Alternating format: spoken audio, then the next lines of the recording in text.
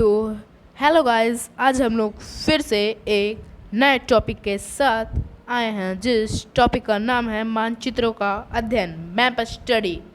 तो आप जान ले कि मानचित्रों के अध्ययन करने वाले को मानचित्रकार कहते हैं। ओके, तो अब देखिए मानचित्र कहते किसे हैं।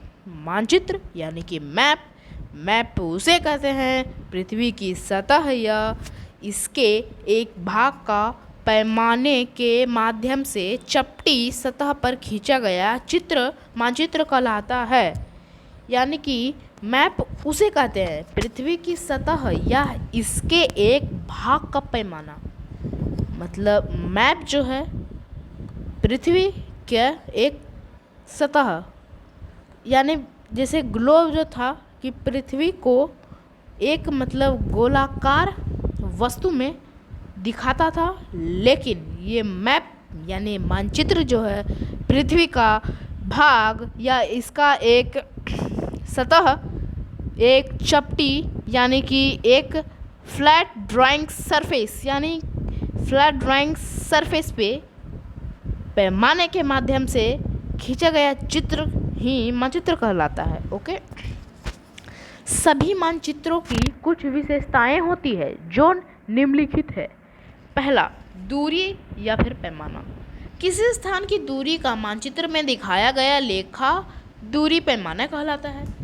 कोई भी स्थान की दूरी का मानचित्र में दिखाया गया लेखा दूरी का पैमाना कहलाता है। ओके, जैसे देखिए पृथ्वी का 1 किलोमीटर की दूरी मानचित्र में 1 सेंटीमीटर दिखाता है। ऐसा क्यों है? क्योंकि जितना पृथ्वी का भूभाग है और जल भाग उतना दिखाना पॉसिबल नहीं है। किसमें मैप में यानी मानचित्र में। इसी तरह ग्लोब में भी उतना पॉसिबल नहीं है कि उसके सारा एक्चुअल डिस्टेंस और उसके शेप साइज को शो कर पाए, इसीलिए स्मॉल मॉडल कहते हैं उसे अर्थ का। लेकिन ये जो मैप है यानी मानचित्र वो फ्लैट ड्राइंग सरफेस है अर्थ का। ओके, लेकिन इसमें भी पृथ्वी का 1 किलोमीटर की दूरी को मानचित्र में इसमें भी 1 सेंटीमीटर दिखाता है। इसमें भी कम पैमाने पर ज़्यादा पैमाने को दर्शाया जाता है। ओके, रैखिक दूरी। देखिए रैखिक दूरी किसे कहते हैं?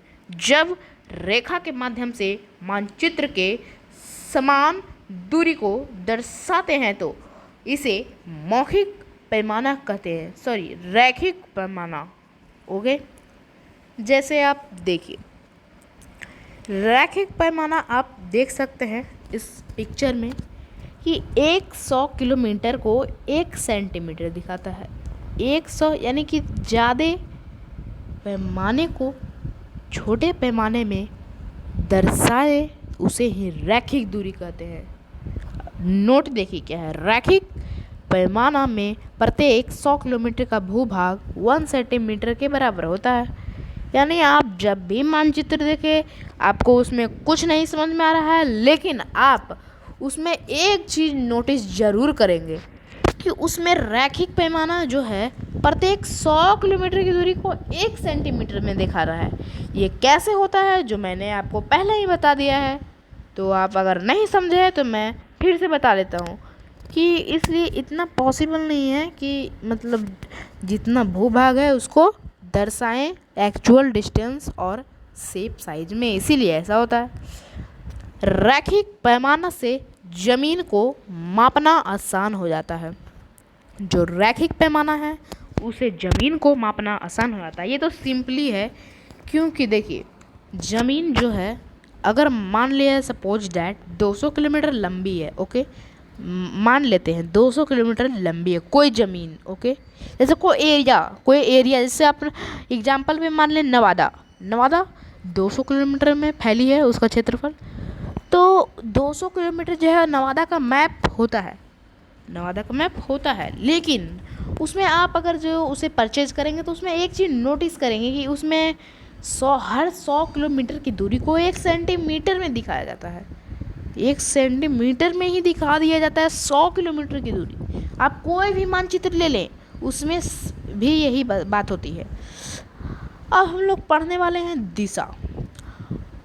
उत्तर, दक्षिण, पूरब, पश्चिम और इनसे बने कोण को ही दिशा कहते हैं। दिशा कहते किसे हम जानते हैं। हमारे आगे यानी हमारे ऊपर उत्तर है, नीचे दक्षिण है, दाएं पूरब है और बाएं पश्चिम है। ओके, अब देखिए प्राचीन दिशाओं की संख्या 4 है। प्राचीन दिशाओं यानी पुराने दिशाओं की संख्या 4 है। पूरब, पश्चिम, उत्तर, दक्षिण। ओके, 4 अनुवर्ती दिशाएं हैं, उत्तर पूरब, दक्षिण पूरब और आप इसे सिंपली याद भी कर सकते हैं। वैसे इतना रटने की आवश्यकता नहीं है, क्योंकि देखिए आप कोई भी दिशा यानी कि जैसे आप एग्जाम्पल पे 2 दिशा लीजिए, जैसे उत्तर पूरब, उत्तर और पूरब दोनों अलग अलग है। तो उत्तर पूरब को अगर आप पूरब उत्तर भी कह सकते हैं या उत्तर पूरब, दोनों कहेंगे तो दोनों ही सही है। तो यानी उसके बीच की कोण को ही हम लोग यानी जो 45 डिग्री पे जो बन रहा है कोण, उसे ही दोनों के नाम से जोड़कर एक नया नाम उत्पन्न करते हैं। ओके, तो ये 4 अनुवर्ती दिशाएं हैं, उत्तर पूरब, दक्षिण पश्चिम और उत्तर पश्चिम। आप पिक्चर में देख सकते हैं, यही है 4 दिशाएं। ये 4 दिशाएं जो है, 4 दिशाएं जैसे पश्चिम, उत्तर, पूरब और दक्षिण, इसे कहते हैं क्या? कोऑर्डिनेट। Coordinate direction. और ये जो है 8 डायरेक्शन, उसको कहते हैं सब कोऑर्डिनेट। सब कोऑर्डिनेट, तो ये कोऑर्डिनेट और सब कोऑर्डिनेट, कोऑर्डिनेट डायरेक्शन से ही सब कोऑर्डिनेट बना है। तो आप इसे देख लीजिए पिक्चर में, यही है हमारे प्राचीन काल की दिशाएं जो 4 है, और जो न्यू दिशाएं हैं नए वो 8 हैं। अब ऋण प्रतीक के हम लोग मतलब जानेंगे। ऋण प्रतीक कहते किसे हैं? संसार के सभी राष्ट्र की सहमति से यात्रा को सहज बनाने के लिए मानचित्र पर एक जैसा प्रतीक का प्रयोग किया जाता है। मानचित्र पर एक जैसा संसार के सभी राष्ट्रों को सहमति से, सारे जितने भी राष्ट्र हैं, सारे राष्ट्र के सहमति से जो मानचित्र पर प्रतीक बनाया जाता है उसे ही ऋण प्रतीक कहते हैं। ऋण प्रतीक ये बहुत ही इम्पोर्टेंट नाम है, आप इसे दिमाग में ज़रूर रखें, क्योंकि ये आपसे अक्सर एग्जामिनेशन में पूछता ही है। ओके, तो अब कुछ महत्वपूर्ण ऋण प्रतीक के बारे में आप यहाँ देख सकते हैं कि अंतर्राष्ट्रीय सीमा को किसे मतलब उसका क्या है, उसका फिगर, राज्य सीमा का क्या है, जिला सीमा का क्या है, पक्की सड़क का क्या है, कच्ची सड़क का क्या है, फुटपाथ का क्या है, बड़ी रेल लाइन का क्या है, छोटी रेल लाइन का क्या है। तो आप इसे स्क्रीनशॉट ले लें, क्योंकि ये बहुत ही इम्पोर्टेंट है। आपको मतलब अगर आप कोई दूसरे, आप जो राज्य में रहते हैं, जैसे आप एग्जाम्पल पे ले रहे बिहार, आप अगर बिहार में रहते हैं, अगर आप दूसरे राज्य में जा रहे हैं तो आपको किस तरह का दिखेगा। उसी तरह पक्की सड़क आगे, मतलब आप कोई लंबी यात्रा में जा रहे हैं, वहाँ आगे पक्की सड़क है, तो वहाँ पे बोर्ड जो है, बोर्ड पे इस तरह का फिगर बना हुआ रहेगा। आप इसको स्क्रीनशॉट ले लें। तो आप स्क्रीनशॉट ले लिए हैं, तो आगे बढ़ते हैं।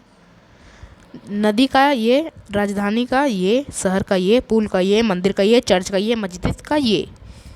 जैसे हम लोग के करीब अगर हम लोग कहीं जा रहे हैं, हम लोग के करीब अगर कोई नदी आए तो इस तरह का दिखेगा। उसी तरह राजधानी इस तरह, शहर इस तरह, पुल इस तरह, मंदिर इस तरह, चर्च इस तरह, मस्जिद इस तरह।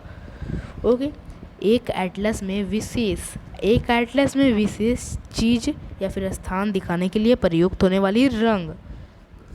अब आपके माइंड में एक सवाल जरूर ही उत्पन्न हो रहा होगा कि एटलस कहते हैं किसे? मानचित्रों की पुस्तक को ही एटलस कहते थे। Book of map is called Atlas. आप एटलस को जाके परचेज भी कर सकते हैं। तो देखिए वस्तु या चीज़ की किस तरह का रंग है, समुद्र और झील और जल की इस तरह, मैदान का इस तरह, ऊंचा या खेती वाले ज़मीन का इस तरह, सड़क, शहर, मकान इस तरह। तो आप देख लिए हैं, तो आगे बढ़ते हैं। इसको फटाक से स्क्रीनशॉट ले लें कि मैं आगे बढ़ सकूं। इसको अगर स्क्रीनशॉट ले लिए तो आगे बढ़ते हैं। मानचित्र मुख्यतः दो प्रकार के होते हैं। मानचित्र कितने प्रकार के होते हैं? दो प्रकार के। कौन कौन? भौतिक मानचित्र, विषयक मानचित्र। भौतिक मानचित्र कहते किसे हैं? इस प्रकार के मानचित्र में भौतिक विशेषताएं दिखाई जाती है, जैसे पहाड़, पठार, नदियाँ, झील, प्राकृतिक वनस्पति इत्यादि। विषयक मानचित्र किसी खास विषय से संबंधित मानचित्र को विषयक मानचित्र कहते हैं, जैसे राजनीतिक मानचित्र, मौसम मानचित्र, जनसंख्या मानचित्र, स्थलाकृति मानचित्र, मैदान और खनिज उसी को ही कहते हैं स्थलाकृति मानचित्र को, और इत्यादि। ओके। राजनीतिक मानचित्र, इस मानचित्र में किसी देश, उसकी राजधानी, देश की राज्य, केंद्र शासित प्रदेश तथा उनकी राजधानी, मुख्य नगर और राजनीतिक सरहद आदि दिखाए जाते हैं। राजनीतिक मानचित्र उसे कहते हैं जो राज्य की सीमाएं, देश की सीमाएं एवं राजधानियों की सीमाएं और नगरों की, प्रमुख नगरों की सीमाएं दर्शाती है। स्थलाकृति मानचित्र, इस मानचित्र में भूखंड, वनस्पति, सड़क आदि दिखाए जाते हैं। ये जो स्थलाकृति मानचित्र है इसमें भूखंड, वनस्पति को दर्शाया जाता है। नोट देखिए, भारत में स्थलाकृति मानचित्र भारतीय सर्वेक्षण विभाग देहरादून द्वारा तैयार किए जाते हैं। ये VVI क्वेश्चन है, आप इसे जरूर याद करें। ये अक्सर कॉम्पिटिटिव एग्जामिनेशन में पूछता ही है कि जो भारत का स्थलीय मानचित्र है वो भारतीय सर्वेक्षण विभाग कहाँ, मतलब कौन से राज्य का तैयार करता है, तो इसका सीधा सा आंसर हो जाएगा देहरादून। विषयक मानचित्र को थेमेटिकल मानचित्र भी कहते हैं। जो अगला हम लोग विषयक मानचित्र पढ़ेंगे उसको थेमेटिकल मानचित्र भी कहते हैं। एटलस देखिए, मैं पहले ही आपको बता चुका हूँ, मानचित्रों की पुस्तक को ही एटलस कहते हैं। ओके। एटलस में राजनीतिक, विषयक एवं अन्य विविध प्रकार के मानचित्र होते हैं। मापचित्र, छोटी जगह का बड़े पैमाने पर बनाया गया विचित्र चित्र मापचित्र कहलाता है। रेखा चित्र, बिना पैमाने के किसी स्थान का रेखाओं से बना चित्र रेखा चित्र कहलाता है। रेखा चित्र कहते किसे हैं? अब आपके दिमाग में ये सवाल आ ही रहा होगा, क्योंकि ये ऐसे शब्दों में लिखा ही है कि समझना बहुत ही कठिन है। तो देखिए, रेखा चित्र उसे कहते हैं कि बिना पैमाने, बिना स्केलिंग के किसी स्थान का रेखा से बना चित्र कहते हैं। रेखा से बना किसी स्थान का चित्र और बिना पैमाने के उसे ही कहते हैं रेखा चित्र। अथवा पेंसिल से बनी किसी आकृति को रेखा चित्र कहते हैं, यानी पेंसिल से बने किसी आकृति को रेखा चित्र कहते हैं, जैसे गाय, आम, हवाई जहाज का चित्र। आप मेरे ख्याल से समझ ही गए होंगे। अब देखिए, हम लोग पढ़ेंगे प्रतीक। प्रतीक कहते किसे हैं? राष्ट्र की सहमति से मानचित्र पर बनाए गए चिन्ह प्रतीक कहलाते हैं। राष्ट्र की सहमति से, राष्ट्र की सहमति जो है उससे किस पर? मानचित्र पर बनाया गया चिन्ह, सिंबल, प्रतीक कहलाता है। मानचित्रकार, मैंने आपको पहले ही, सबसे पहले ही यही बताया था कि मानचित्र बनाने वाले को मानचित्र कहते हैं। ऑटोग्राफर, समझे? ये मैंने आपको पहले ही बताया था। जैसे नीचे देखिए, मैंने आपको ये नहीं बताया था कि मानचित्र का अध्ययन कार्टोग्राफी कहलाता है। ये आपको मैंने नहीं बताया था, लेकिन अब जान ले इसे कि मानचित्र का अध्ययन कार्टोग्राफी कहलाता है। अब मानचित्र बनाने वाले को मानचित्रकार कहते हैं। तो आज का वीडियो इतना ही। अगर मेरा वीडियो आपको पसंद आया तो लाइक, शेयर एंड इस तरह के अमेजिंग एंड एजुकेशनल वीडियो देखने के लिए मेरे चैनल को सब्सक्राइब करें। एंड आप मेरे चैनल को नए हैं तो बेल आइकॉन, और कुछ कमी रह गई हो वीडियो में तो कमेंट बॉक्स में जाकर ज़रूर बताएं कि मैं उसे सुधार कर अगली वीडियो में आपको वह बता सकूँ। और अगर जो आपको कोई दूसरे इंटरेस्टिंग टॉपिक के बारे में पता है तो वो भी कमेंट बॉक्स में जाकर ज़रूर लिखें कि मैं उस पर वीडियो बना सकूं। तो थैंक्स गाइस, आज का वीडियो इतना ही। Thanks for watching my video.